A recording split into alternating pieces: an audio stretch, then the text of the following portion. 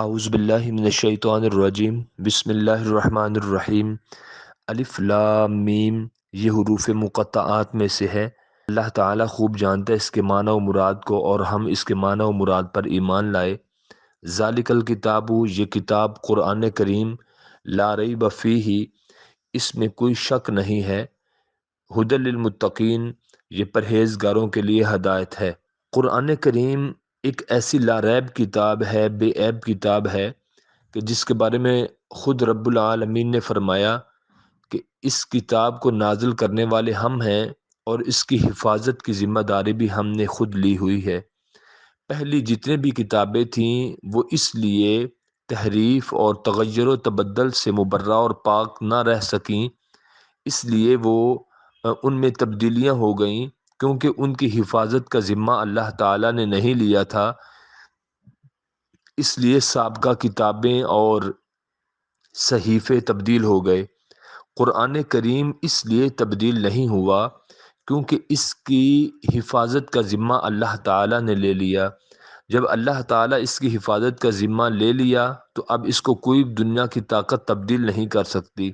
ہمارا ایمان ہے کہ اگر سابقہ کتابیں اللہ ان کی حفاظت کا ذمہ بھی لے لیتے تو ان کو کوئی تبدیل نہ کرتا، اور اگر قرآن کریم کی حفاظت کا ذمہ اللہ تعالیٰ نہ لیتے تو جیسے پہلی کتابیں تحریف اور تغیر و تبدل سے مبرہ اور پاک نہیں تھیں، اسی طرح قرآن بھی نہ رہتا۔ قرآن کریم کو اللہ تعالیٰ نے فرمایا کہ اس کی حفاظت کا ذمہ ہم نے خود لیا ہے، اور اس کے اتارنے والے بھی ہم ہیں۔ انا نحن نزلنا الذکر و انا لہ لحافظون۔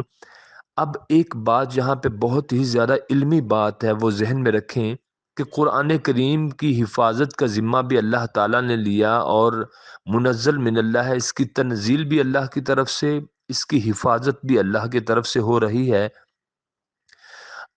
اس بات کو اگر ہم بنظر عمیق دیکھیں تو ہمیں یہ پتہ چلتا ہے کہ اس وقت دنیا میں آخری امت نبی پاک صلی اللہ علیہ وآلہ وسلم کی امت ہے، اور آخری پیغمبر حضرت محمد صلی اللہ علیہ وآلہ وسلم ہیں۔ اب قیامت تو آ سکتی ہے، نہ تو کوئی نئی امت آ سکتی ہے، نہ ہی کوئی نیا نبی آ سکتا ہے۔ نبی صلی اللہ علیہ وآلہ وسلم اللہ تعالیٰ کے آخری پیغمبر ہیں۔ اب اس کتاب قرآن کریم میں تبدیلی نہیں ہو سکتی، اس میں ایک حکمت بھی پوشیدہ ہے۔ وہ حکمت میرے بہن بھائیوں یہ ہے کہ قیامت تک آنے والے جتنے بھی لوگ تھے ان سب کو، چاہے وہ قیامت کی صبح تک کوئی بھی شخص رشد و ہدایت پانے کے لیے قرآن کریم کو کھولے اور اس کا مطالعہ کرنا چاہے تو اس کو، چونکہ انبیاء نے تو آنا نہیں، اب لوگوں کی رشد و ہدایت کے لیے ایک ایسی کتاب کی ضرورت تھی جو قیامت تک آنے والے لوگوں کو ہدایت کے راستے پر چلا سکے، صراط مستقیم پر چلا سکے۔ اگر یہ کتاب تبدیل ہو جاتی، انبیاء کا سلسلہ تو رک گیا، تو اب قیامت تک آنے والے لوگ کہاں سے ہدایت کی بات پاتے؟ یقیناً انہیں قرآن کریم سے پانا تھا۔ تو ایسی کتاب کی ضرورت تھی جو لا ریب کتاب ہو، بے عیب کتاب ہو، غلطیوں سے مبرہ اور پاک صاف کتاب ہو۔ اس لیے اس میں اللہ تعالیٰ کی بہت بڑی حکمت ہے کہ جب پیغمبر آخری آ گئے تو کتاب بھی آخری دے دی، اور کتاب کی حفاظت کی ذمہ داری بھی اللہ تعالیٰ نے خود اس لیے اٹھائی تاکہ قیامت کی صبح تک آنے والا ہر فرد و بشر جب چاہے اس زمانے میں، وہ جب چاہے اس زمانے کے دوران ہدایت پانا چاہے تو اس کے سامنے قرآن کریم موجود ہو، اور وہ قرآن کریم کو کھولے اور اس پر عمل کرنا شروع کر دے۔ پہلی امتیں بالخصوص یہود و نصارہ نے آسمانی کتابوں میں اپنے رجحانات اور مفادات کی خاطر کئی قسم کے اضافے، التباسات اور مغالطے پیدا کر دیے تھے۔ اس وجہ سے ان کتابوں پر لوگوں کا اعتماد ختم ہو چکا تھا۔ اس لیے قرآن ہی میں، قرآن مجید کے بارے میں دو ٹوک الفاظ میں یہ وضاحت فرما دی گئی کہ اس کے منزل من اللہ ہونے میں، اس کی تنزیل اور نزول اللہ کی طرف ہونے، اور اس کے احکامات اور ارشادات میں کسی قسم کا کوئی شک اور تردد کرنے کی کوئی گنجائش نہیں۔ اس کے نفاذ اور اس پر عمل کرنے سے کسی نقصان کا اندیشہ نہیں، بلکہ اس پر عمل کرنے سے یقیناً دنیا و آخرت میں بہترین نتائج اور ثمرات حاصل ہوں گے۔ بعض لوگ یہ سوال اٹھاتے ہیں اگرچہ یہ کتاب پرہیزگاروں کے لیے ہے تو پھر اس کا کیا کمال ہے؟ شاید ان کا مقصد یہ ہے کہ کتاب تو ایسی ہونی چاہیے جو فاسقوں، فاجروں اور مجرموں کو کھینچ کر صراط مستقیم کے پر لگا دے۔ دراصل یہ کتاب اس حقیقت کو فراموش کر دیتے ہیں کہ اللہ تعالیٰ انسان کو عقل و شعور کی صلاحیتوں سے ہمکنار فرما کر اللہ تعالیٰ نے انسان کو یہ اختیار دیا ہے کہ وہ نیکی اور بدی، نفع اور نقصان، دائمی اور عارضی فوائد میں جس کا چاہے انتخاب کر لے۔ برائی سے اجتناب نہ کرنے والے کی مثال اس مریض کی سی ہے کہ جس کو ایک خیر خواہ حکیم، ڈاکٹر یا مہربان والدین بار بار دوائی کھلانے کی کوشش کریں، لیکن مریض دوائی کھانے کی بجائے اپنا منہ بند کر لے اور اس کے مرض میں اضافہ ہی ہوتا چلا جائے۔ ایسے حضرات سے پوچھنا چاہیے کہ اس میں حکیم کی حکمت یا ماں کی مامتا یا والد کی شفقت کا کیا قصور ہو سکتا ہے؟ اس لیے جاننا چاہیے کہ انسان کے لیے ہدایت کو جبری کی بجائے اختیاری بنا دیا گیا ہے۔ اگر ہدایت آدمی پر مسلط کر دی جائے تو اس کے قبول کرنے میں انسان کا کیا کمال ہوتا؟ پھر حیوان اور انسان میں امتیاز چے مانا دارد۔ لہذا یہ کتاب انہی کے لیے ہدایت ہے جو ہدایت کے طلبگار ہیں اور گناہوں سے بچنے کی کوشش کرتے ہیں۔ جب انسان ہدایت کے راستے پر آنے کی کوشش کرتا ہے، تقوی اختیار کرتا ہے، انہی لوگوں کے لیے یہ کتاب ہدایت کا سبب بنتی ہے۔ پہلے اس کتاب کے بارے میں ہمیں شک سے پاک ہونا چاہیے۔ ہمارا ضمیر، ہماری سوچ، ہماری فکر اس بات سے پاک صاف ہونی چاہیے کہ ہم نے اس میں شک نہیں کرنا۔ جن لوگوں نے شک کیا وہ مارے گئے۔ سوچنے والوں کی گاڑی ہمیشہ نکل جایا کرتی ہے۔ قرآن کریم کے بارے میں شک کریں گے، شک کرتے چلے جائیں گے۔ کب تک شک کریں گے؟ آخرکار تو ان کی زندگی ختم ہو رہی ہے۔ تو قرآن کریم پر عمل کرنا ہے، بغیر شک کرنے کے عمل کرنا ہے۔ اللہ کی ذات پاک ہے، اللہ کے پیغمبر پاک ہیں، یہ کتاب پاک ہے، ان کا دیا ہوا صراط مستقیم کا راستہ پاک ہے، ان کا نظام پاک ہے۔ ہم نے اس پاک نظام میں داخل ہونا ہے تو قرآن کریم پڑھنا ہے۔ سب سے پہلے شک سے پاک ہو کے قرآن کریم پڑھیں، تبھی جا کے یہ متقی لوگوں کو ہدایت کا راستہ دکھانے میں رہنمائی کرے گا۔ قرآن کریم کے بارے میں اگر بیان کروں تو کیا کر سکتا ہوں؟ میں سچ جانیے تو میں بعض اوقات رونگٹے کھڑے ہو جاتے ہیں اگر میں قرآن کریم کی گہرائی میں جا کے مطالعہ کروں تو بعض اوقات انسان یوں لگتا ہے کہ انوارات و تجلیات اور اللہ تعالیٰ کی قدرتیں اور رحمتیں، اللہ تعالیٰ کی طرف سے برکات، ان کا مسلسل نزول ہو رہا ہے۔ قرآن کریم تو سمجھنے والوں کے لیے، پڑھنے والوں کے لیے قدم قدم پہ نئے راہ دکھاتا ہے، پھر راستوں کو بھی نئی نئی جہتیں بخشتا ہے۔ قرآن کریم تو سچ پوچھئے ہم لوگ تو قرآن سے کوسوں دور ہے نا۔ قرآن کریم پڑھیں، یہ تو اللہ کا کلام ہے، یہ اللہ کی بات ہے، یہ اللہ کے پاس لوح محفوظ میں محفوظ ہے، یہ اللہ کی زبان سے نکلے ہوئے الفاظ ہیں، پھر لے کے اللہ کی ذات پاک، پھر لانے والا جبریل پاک، پھر نبی صلی اللہ علیہ وآلہ وسلم کا قلب اطہر پاک۔ یہ پاک کتاب ہے، پاک کلام ہے۔ اس کے سمجھنے کے لیے پاکیزہ دل چاہیے۔ جب ہمارے دل پاک صاف ہو جائیں گے نا، ہمارے ذہنوں میں کوئی فطور نہیں رہے گا، تو تبھی جا کے قرآن ہمارے لیے ہدایت کا سبب بنے گا۔ اب ایک یہ دیکھ لیں کہ جب بارش آسمان سے آتی ہے تو وہ زرخیز زمین کی زرخیزی میں اضافہ کر دیتی ہے، پھولوں کی بہار میں اضافہ کر دیتی ہے، باغات میں وہ پھلوں میں اضافہ کر دیتی ہے، اور گندگی کے ڈھیروں کی بدبو میں اضافہ کر دیتی ہے۔ جب ہمارا ذہن پاک صاف ہوگا تو پھر کیا ہوگا؟ ہم اللہ سے صراط مستقیم کی توفیق مانگیں گے اور قرآن کریم پر چلنے کے لیے کوشش کریں گے۔ ہم اپنا جب ذہن پاک صاف رکھیں گے اسلام کے بارے میں، رب رسول قرآن کے بارے میں، تو پھر انشاءاللہ ہمیں ایمان نصیب ہوگا، ایمان کی دولت نصیب ہوگی۔ دنیا کی دولت تو ختم ہوتے ہوتے آخر ختم ہو جاتی ہے، لیکن ایمان کی دولت بڑھتی بڑھتی پھر بڑھتی چلی جاتی ہے۔ اس میں آپ ان ہو کے دیکھیں زندگی میں کتنا سکون ہوتا ہے۔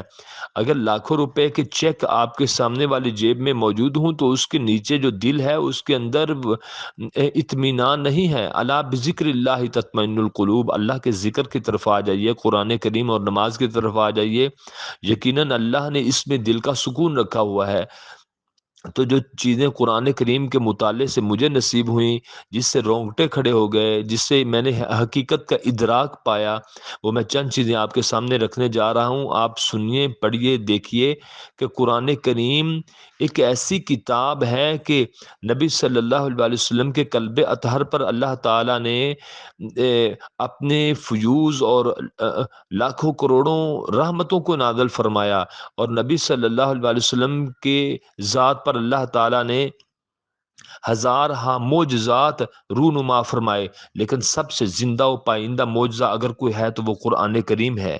سب سے زندہ و پائندہ معجزہ نبی صلی اللہ علیہ وسلم کا وہ قرآن کریم ہے۔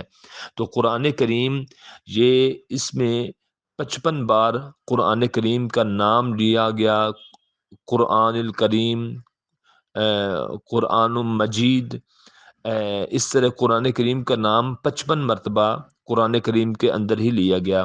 یہ 32 سال 5 ماہ اور 14 دن میں قرآن کریم نازل ہوا، یعنی یہ عرصہ ہے 22 سال 5 ماہ اور 14 دن میں قرآن کریم کا نزول ہوا۔ ایک بات یہاں پہ بہت ہی زیادہ دلچسپ بات ہے، اور جو قرآن کریم کا اعجاز بھی ہے، ایک منفرد بات ہے، ایک الگ تھلگ بات ہے۔ پھر جا کے ہم قیاس کریں، سوچیں کہ یہ قرآن کریم کی شان ہے، تو پھر زبان سے الفاظ نکلتے ہیں، سبحان اللہ، الحمدللہ، اللہ اکبر، لا الہ الا اللہ۔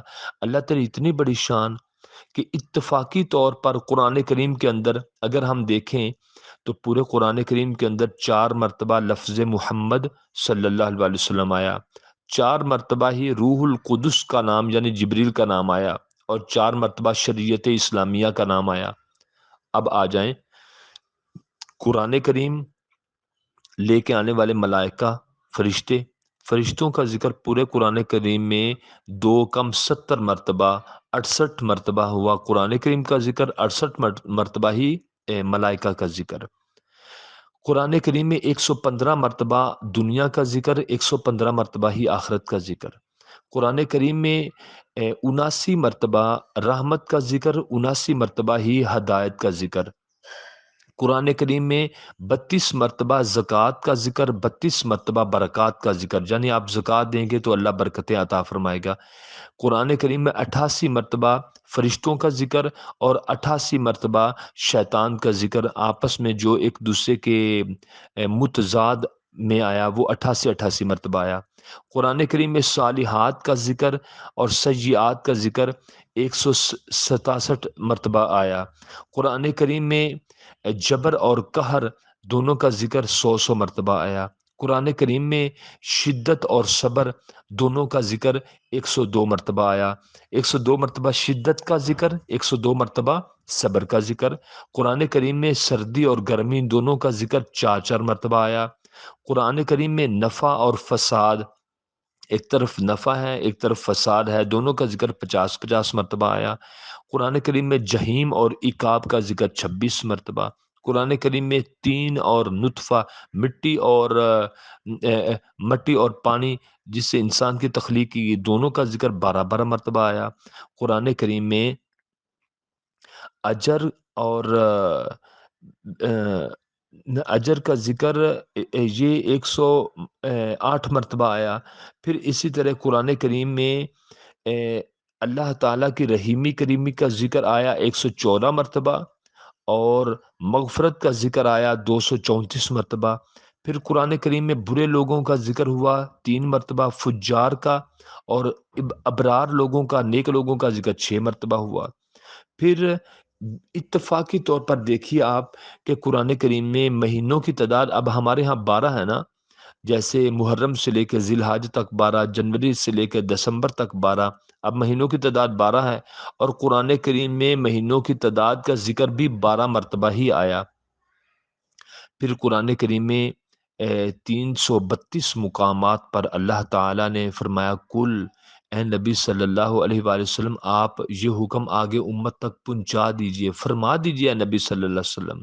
مترجم نے لکھا ہوتا ہے کل کا معنی کہہ دیجئے، لیکن آپ سب نے کل کا معنی ہمیشہ کرنا ہے اے نبی صلی اللہ علیہ وسلم فرما دیجئے۔ ادب کو ملحوظ خاطر رکھنا ہے آپ نے۔ کل جیسے کل یا ایھا الکافرون، کل هو اللہ احد، کل اعوذ برب الفلق، کل اعوذ برب الناس، تو ہمیشہ کل کا معنی آپ نے یہ کرنا ہے اے نبی صلی اللہ علیہ وسلم آپ فرما دیجئے، یہ بڑا بہترین معنی ہے۔ تو جتنے بھی یہ میں نے تعداد بتائی، کیا یہ نظم و توازن محض اتفاقی ہو سکتا ہے؟ یقیناً یہ اللہ تعالی کی طرف سے ہی یہ ربط ہے، متضاد الفاظ کے بارے میں، مترادفات کے بارے میں۔ یہ کتاب اس کی تنزیل اور نزول ہے ہی اللہ تعالیٰ کی طرف سے، تو یہ اللہ تعالیٰ کا کلام ہے، اللہ تعالیٰ کو قرآن ہے۔ جیسے جیسے ہم پڑھتے جائیں گے وَنُنَزِّلُ مِنَ الْقُرْآنِ مَا هُوَ شِفَاءٌ وَرَحْمَةٌ لِّلْمُؤْمِنِينَ، قرآن کریم میں اللہ تعالیٰ فرماتے ہیں اس میں مومنوں کے لیے ہم نے شفا رکھی ہوئی ہے، رحمت رکھی ہوئی ہے۔ کل هو للذین آمنوا ھدی وشفاء، مومنوں کے لیے اس میں ہدایت ہے اور شفا ہے۔ تو پتہ چلا قرآن ہدایت اور شفا بھی ہے، رحمت اور شفا بھی ہے۔ ذالک الکتاب لا ریب فیہ، اس میں شک کی گنجائش نہیں، یہ لا ریب اور بے عیب کتاب ہے، اس میں آپ نے شک نہیں کرنا۔ ھدی للمتقین، آپ متقی بن کے دیکھیں، قرآن آپ کے لیے سرچشمہ ہدایت ہے، قرآن آپ کے لیے منبع ہدایت ہے، قرآن آپ کے لیے ہدایت ہی ہدایت ہے، قرآن آپ کو ہدایت کے راستوں پہ لگا دے گی۔ اس گئے گزرے دور میں جب موبائل کا دور ہے، انٹرنیٹ کا دور ہے، اکثر آن لائن کی آڑ میں یورپ نے ہمارے اندر، ہمارے گھروں کے اندر ایسے موبائل کو داخل کر دیا کہ پڑھے لکھے اور نیک گھرانے جو ہیں وہ بھی اس وقت پریشان ہیں کہ آن لائن کلاسز کی آڑ میں یورپ نے کرونا کی آڑ میں ہمارے گھروں کے اندر موبائل کو داخل کر دیا۔ چھوٹے چھوٹے بچوں کی عادتیں بگڑ گئیں، عادات و اطوار بگڑ گئے۔ اب والدین پریشان ہے، کوئی راستہ ایسا نکلا ہے جس سے ہمارے بچے راہ راست پہ آ جائے، تو ایک ہی راستہ ہے۔ اللہ پاک نے فرمایا وَنُنَزِّلُ مِنَ الْقُرْآنِ مَا هُوَ شِفَاءٌ وَرَحْمَةٌ لِّلْمُؤْمِنِينَ قُلْ هُوَ لِلَّذِينَ آمَنُوا ھُدًى وَشِفَاءٌ۔ آپ بچے کو اتنا تو کہہ سکتے ہیں بیٹا نماز پڑھے، نماز کے بعد آپ اس کے سامنے قرآن میں رکھے، بیٹا چاہے ایک رکوع پڑھیں، رکوع پڑھ کے یا ایک پارہ، ایک پاؤ، ایک صفحہ ہی پڑھ کے دعا کر کے اٹھ جائیں، تو اللہ تعالیٰ آپ کو ہدایت بھی دے گا، قرآن کی تعلیم کے مطابق ہدایت اور شفا بھی ملے گی، رحمت اور شفا بھی ملے گی۔ اللہ تعالیٰ ہمیں قرآن کریم پر کما حق ہو عمل پیرا ہونے کی توفیق عطا فرمائے، آمین۔ ایک بات یہ بھی ذہن میں رکھیں کہ دنیا کی جتنی کتابیں لکھی گئیں، ان کے مصنفین نے جتنی کتابیں لکھیں، وہ ایک کے اوپر دوسری، دوسری کے اوپر تیسری، تیسری کے اوپر چوتھی، وہ کتابیں آپ ایک دوسرے کے اوپر رکھتے جائیں، جوڑتے جائیں، کچھ بعید نہیں کہ وہ ساری کتابیں آسمان کی بلندیوں کو چھونا شروع کر دیں، لیکن ان سب کی سچائی ایک طرف، وہ سب مل کے قرآن کریم کی ایک آیت، ایک جملہ، ایک لفظ کی سچائی کا مقابلہ نہیں کر سکتے۔ ایک تو ذالک الکتاب لا ریب فیہ ھدی للمتقین، اس کا سیدھا سارا مطلب یہ بھی ہے کہ بے شک یہ کتاب اللہ کی کتاب ہے، مگر ایک مطلب یہ بھی ہو سکتا ہے کہ یہ ایسی کتاب ہے جس میں کوئی شک کی بات نہیں۔ دنیا میں جتنی بھی کتابیں لکھی گئیں وہ سب قیاس اور گمان پر مبنی ہیں، اس لیے خود ان کے مصنف بھی اس اپنے بیانات کے بارے میں شک سے پاک نہیں ہو سکتے، خواہ وہ کتنے ہی یقین کا اظہار کر لے۔ لیکن یہ قرآن کریم ایک ایسی کتاب ہے جو سراسر علم حقیقت پر مبنی کتاب ہے، اس کا مصنف وہ ہے جو تمام حقیقتوں کا علم رکھنے والا اللہ تعالی ہے، اس لیے فی الواقع اس میں شک کی کوئی جگہ ہی نہیں۔ یہ دوسری بات ہے کہ انسان اپنی نادانی کی بنا پر اس کے بیانات پر شک کرنا شروع کر دے، اور یہ بات بھی یہاں بتانا بہت زیادہ ضروری ہے کہ اس کے منزل من اللہ ہونے میں، یعنی اس کی تنزیل میں، یعنی قرآن کریم کے نزول میں کوئی شک شبہ نہیں، جیسا کہ دوسرے مقام پر فرمایا سورۃ سجدہ آیت نمبر 2، تنزیل الکتاب لا ریب فیہ من رب العالمین، کہ قرآن کریم کا نزول، اس کتاب کا نزول اللہ رب العالمین کی طرف سے ہے، اس میں شک کی کوئی گنجائش نہیں۔ تو ای لا ترتابوا فیہ، اے لوگو اس میں شک نہ کرو۔ جو قرآن کریم میں واقعات بیان کیے گئے انبیاء کے، ان کی صداقت میں، جو احکام و مسائل قرآن کریم میں بیان کیے گئے، ان سے انسانیت کی فلاح و نجات وابستہ ہونے میں، اور جو عقائد توحید، رسالت، یوم آخرت بیان کیے گئے ان کے برحق ہونے میں کوئی شک کی گنجائش ہے ہی نہیں۔ جو قرآن کریم میں بتایا گیا وہ امتوں کے حالات تھے، آج تاریخ انسانیت ہمیں وہی بتاتی ہے۔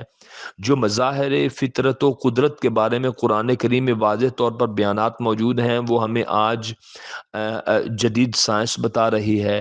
تو پتہ یہ چلا کہ یہ قرآن کریم ایک حقیقت ہے، اس کو تسلیم کرنا پڑے گا، اس کو تسلیم کیے بغیر گزارا نہیں۔ آنکھ والا تیری قدرت کا تماشا دیکھے، آنکھ والا تیری قدرت کا تماشا دیکھے، دیدہ کور کو کیا نظر آئے وہ کیا دیکھے۔ جو ہے ہی اندھا اس کو ہم جتنی دکھانے کی کوشش کریں گے وہ نہیں دیکھ سکتا۔ آنکھ والا ہی اللہ کی قدرت اور اللہ کے مظاہر کا تماشا دیکھتا ہے کہ یہ دنیا میں کیا بن رہا ہے، کیا کچھ چل رہا ہے۔ ویسے تو یہ کتاب الہی تمام انسانوں کے لیے ہدایت و رہنمائی کے لیے نازل ہوئی، لیکن اس چشمہ فیض سے سیراب صرف وہی لوگ ہوں گے جو آب حیات کے متلاشی اور خوف الہی سے سرشار ہوں گے، جس کے دل میں مرنے کے بعد اللہ کی بارگاہ میں کھڑے ہو کر جواب دینے کا احساس اور اس کی فکر ہی نہیں، اس کے اندر ہدایت کی طلب یا گمراہی سے بچنے کا جذبہ ہی نہیں، تو اسے ہدایت کہاں مل سکتی ہے؟ اسے ہدایت کیسے مل سکتی ہے؟ تو یہ قرآن کریم ایک لاریب اور بے عیب کتاب ہے، اس میں کوئی شک نہیں۔ پھر قرآن کریم میں ایک اور مقام پر اللہ رب العالمین نے فرمایا قُلْ لَئِنِ اجْتَمَعَتِ الْإِنسُ وَالْجِنُّ عَلَىٰ أَن يَأْتُوا بِمِثْلِ هَٰذَا الْقُرْآنِ لَا يَأْتُونَ بِمِثْلِهِ وَلَوْ كَانَ بَعْضُهُمْ لِبَعْضٍ ظَهِيرًا۔ تمام دنیا کے انسان، تمام دنیا کے جن مل جائیں اس بات کے اوپر کہ ہم نے قرآن کریم جیسی ایک کتاب لے کے آنی ہے، اللہ پاک فرماتے ہیں لا یاتون بمثلی، وہ قرآن جیسی کتاب نہیں لا سکتے تمام دنیا کے جن اور تمام دنیا کے انسان، حالانکہ ایک سے زیادہ اوپر ایک علم والا، ایک کے اوپر ایک علم والا، دنیا میں کوئی علم کی انتہا ہے؟ کتنے علم والے پیدا ہوئے؟ تو سبھی جن اور انسان جتنے اس کائنات میں آئے وہ سبھی کے سبھی صاحب علم بن جائیں اور سارے مل کر قرآن کریم جیسی کتاب لانا چاہیں تو اللہ پاک نے فرمایا لا یاتون بمثلہ، وہ قرآن جیسی کتاب نہیں لا سکتے۔ ولو کان بعضهم لبعض ظہیرا، اگرچہ وہ سارے کے سارے ایک دوسرے کے مددگار بن جائیں۔ جہاں ظہیر کا معنی ہوا مددگار، تو تمام جن اور انسان ایک دوسرے کو لکھاتے رہیں، لکھتے رہیں، پڑھتے رہیں، بتاتے رہیں، پھر ان سب کے لکھے ہوئے کو اکٹھا کیا جائے تو اللہ پاک فرماتے ہیں وہ اگرچہ جن اور انسان ایک دوسرے کے مددگار بھی بن جائیں لیکن وہ قرآن جیسی کتاب بالکل بھی نہیں لا سکتے۔ جب اس چیلنج کو ایک وقت گزر گیا اور کوئی مرد میدان سامنے نہ آیا، جب اس تحدی کو ایک وقت گزر گیا تو اس شرط میں تھوڑی سی نرمی کر دی گئی، تو اللہ تعالیٰ نے فرمایا چلیں جن اور انسان مل کر ایک کتاب تو نہیں لا سکتے، چلیں اب ایک کام کرو فاتو بعشر سور مفتریات ودعوا من استطعتم من دون اللہ، اللہ کے علاوہ جتنے بھی مددگار ہیں نا ان سب کو بلاؤ اور قرآن کریم کی 10 صورتیں جیسی 10 صورتیں لے آؤ۔ قرآن جیسی کتاب تو نہیں لا سکتے، اب اس شرط میں تھوڑی سی تخفیف کر دی گئی، تھوڑی سی اس شرط میں نرمی کر دی گئی، لاؤ قرآن کریم جیسی 10 صورتیں ہی لے آؤ۔ اللہ اکبر۔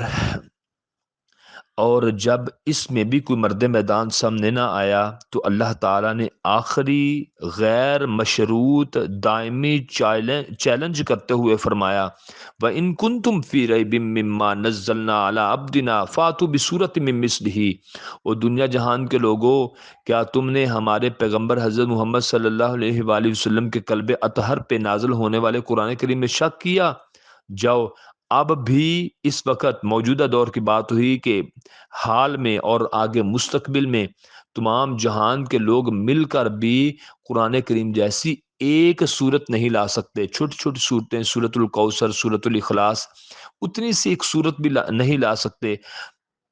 تو فَإِن لَّمْ تَفْعَلُوا وَلَن تَفْعَلُوا، تم یہ کام نہ اس وقت حال میں کر سکے نہ آگے مستقبل میں کر سکو گے، اب تمہارے ذمہ کام کیا ہے؟ تم ایک کام کرو پھر، وہ کیا ہے؟ فاتقوا النار التی وقودها الناس والحجارہ، ڈرو اس جہنم کی آگ سے جس کا ایندھن انسان ہے یا پتھر ہیں، اعدت للکافرین، جو کافروں کے لیے تیار کی گئی۔ پتہ یہ چلا کہ یہ کتاب اللہ تعالیٰ کے علاوہ کو بنا ہی نہیں سکتا، یہ نعوذ باللہ نبی صلی اللہ علیہ وسلم نے اپنے طرف سے نہیں بنائی۔ نبی صلی اللہ علیہ وسلم کو تو امی بنایا، ہر کام میں اللہ تعالیٰ کی حکمت موجود ہے، اور نبی صلی اللہ علیہ وسلم کا استاد صرف اور صرف اللہ تعالیٰ ہے، کیونکہ استاد کا درجہ شاگرد سے ہمیشہ بڑا رہتا ہے۔ تو کل کو لوگوں نے کہنا تھا استاد ہیں، استاد کا کلمہ پڑھو، بیٹا ہے تو بیٹے کو نبی بنا لو، تو اللہ تعالیٰ نے نبی صلی اللہ علیہ وسلم کو نرینہ اولاد دے کے واپس لے لی۔ اس میں بھی ایک حکمت تھی، اللہ تعالیٰ نے نبی صلی اللہ علیہ وسلم کو استاد کوئی نہیں بنایا، خود اللہ استاد بنا۔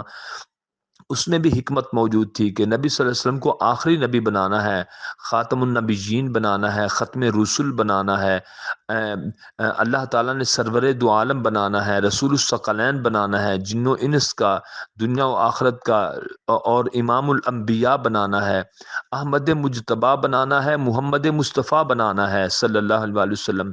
اللہ تعالیٰ نے اس منصب نبوت سے نوازنا سے اللہ تعالیٰ نے آپ صلی اللہ علیہ وسلم کو نوازا، اور وہ مقام دیا جو کسی نبی کو بھی مقام نہ مل سکا۔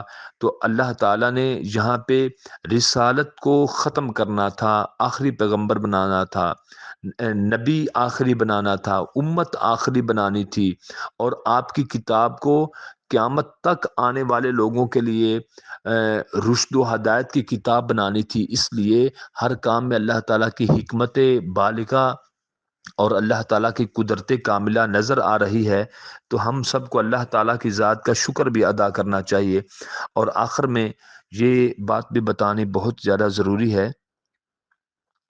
کہ قرآن کریم کے اندر قرآن کریم کے کئی نام بتائے گئے، مثلاً سورۃ الاسراء آیت نمبر 88 میں کہا گیا القرآن، سورۃ الشعراء آیت نمبر 192 میں کہا گیا تنزیل، سورۃ قمر آیت نمبر 5 میں کہا گیا حکمہ، سورۃ ہود آیت نمبر 1 میں المحکم، سورۃ الاسراء آیت نمبر 9 میں ہادی، سورۃ الاسراء آیت نمبر 82 الرحمہ۔ یہ قرآن کریم کے نام ہیں۔ سورۃ آل عمران آیت نمبر 138 البیان، سورۃ الاعراف آیت نمبر 203 البصائر، سورۃ الضحیٰ آیت نمبر 11 النعمہ، سورۃ فصلت آیت نمبر 4 النذیر، سورۃ الاعراف آیت نمبر 157 النور، سورۃ الحجر آیت نمبر 87 العظیم، سورۃ الفرقان آیت نمبر 1 الفرقان، سورۃ الزمر آیت نمبر 23 الحدیث، سورۃ الرعد آیت نمبر 37 قرآن کریم کا نام الحکم، سورۃ الاسراء آیت نمبر 82 الشفاء، سورۃ مائدہ آیت نمبر 16 صراط مستقیم، سورۃ شعراء آیت نمبر 52 الروح، سورۃ النحل آیت نمبر 99 التبیان، سورۃ الطارق آیت نمبر 13 قول الفصل، سورۃ النساء آیت نمبر 174 البرہان، سورۃ الکہف آیت نمبر 2 القیم، سورۃ فصلت آیت نمبر 41 العزیز، سورۃ الانبیاء آیت نمبر 50 المبارک، سورۃ الانبیاء آیت نمبر 50 الذکر، سورۃ یونس آیت نمبر 57 الموعظہ، سورۃ یاسین آیت نمبر 2 الحکیم، سورۃ البقرہ آیت نمبر 2 الہدی، سورۃ آل عمران آیت نمبر 103 حبل، سورۃ یوسف آیت نمبر 3 القصص، سورۃ یوسف آیت نمبر 1 المبین، سورۃ زمر آیت نمبر 23 المثانی، سورۃ فصلت آیت نمبر 4 البشیر، سورۃ مائدہ المہیمن، سورۃ مائدہ کے آیت نمبر 48 میں المہیمن، سورۃ واقعہ آیت نمبر 70 میں الکریم۔ یعنی قرآن کریم کے اندر یہ تفسیر رازی میں یہ ریفرنس ہے، یہ حوالہ ہے کہ قرآن کریم کے اسماء گرامی، قرآن کریم کے اندر 33 مختلف نام قرآن کریم کے اندر موجود ہیں۔ قرآن میں ہو غوطہ زن، اے مرد مسلمہ اللہ کرے عطا تجھ کو جدت کردار، قرآن کی ایسی تاثیر دیکھی، بدلتی ہزاروں کی تقدیر دیکھی، کیوں نہ ہو اسلام بلند تر دنیا بھر کے دینوں میں، وہاں مذہب کتابوں میں، یہاں قرآن ہے سینوں میں۔ اللہ رب العالمین کی بارگاہ اقدس میں التجا و دعا ہے کہ رب العالمین مجھے اور آپ کو، تمام امت مسلمہ کو، قرآن کریم کی تعلیمات کے مطابق عمل پیرا ہونے کی توفیق عطا فرمائے، آمین۔ السلام علیکم ورحمۃ اللہ وبرکاتہ۔